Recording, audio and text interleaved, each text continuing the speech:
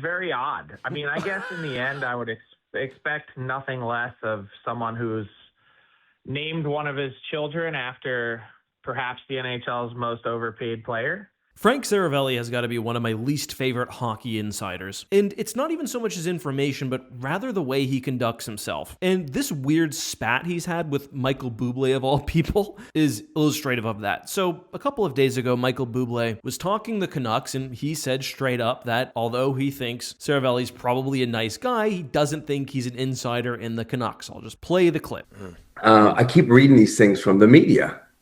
Like, I haven't said his name before, but I'm just going to say Frank Seravalli. Frank. Frank is probably a really good guy. I don't know Frank well, but, if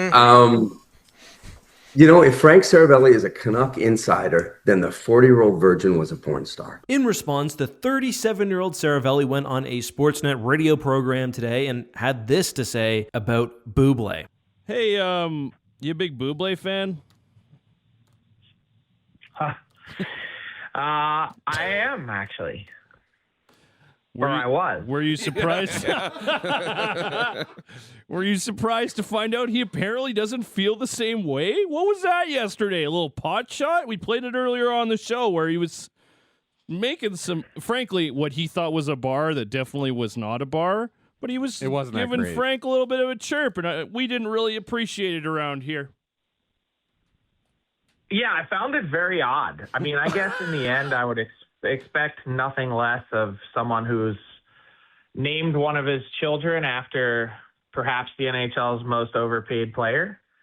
I guess he has a kid named Elias.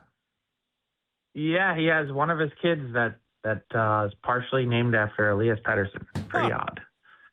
Okay. But here's what I'd say in the end: don't get caught up in the misdirection. What are Canucks fans talking about today?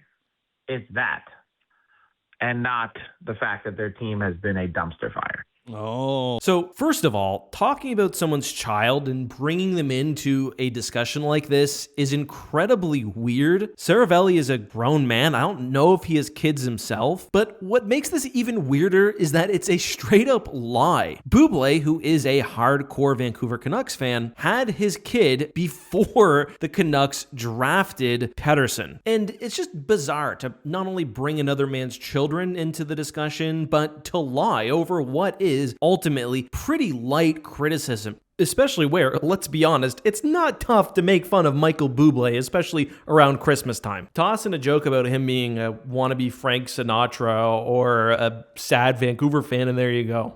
Seravalli is a rage baiter. I alluded to this in the introduction, but I think he often does have good information, and I know a lot of Canucks fans did feel like he was being fed information from Tocchet when he was the head coach. Seravalli, however, does also not have the demeanor of a hockey insider nor a professional. This is a great example, not only in how he attacks Buble, but tries to make some weird attack against the fan base as a whole because his feelings are hurt. I find Vancouver fans to be extremely annoying, and I also really dislike Michael Buble's music, so I feel weird coming to his defense here, although he has won me over in his interviews. But Vancouver fans are not in denial about the state of their team. If anything, I think fans more than anyone else want a full rebuild, and to act like he's taking shots at Frank in order to distract from that is just bizarre and trying to make, everything all about him. And again, that's generally my problem with Seravalli. It's why I don't like him very much. I would much prefer to get my news from Elliot Friedman. And honestly, I think a lot of people who follow him on Twitter or watch his appearances on TV have the same take. He just comes off as someone who's petty and takes things very personally. And listen, I understand it's not necessarily easy to be in his position. He gets a lot of flack for things that honestly aren't really in his control or relevant. His hair, his voice, whatever. I don't care about that. I also think he naturally put a lot of people off him with a few pieces of reporting he's done, including the leaking of the Seattle expansion pick.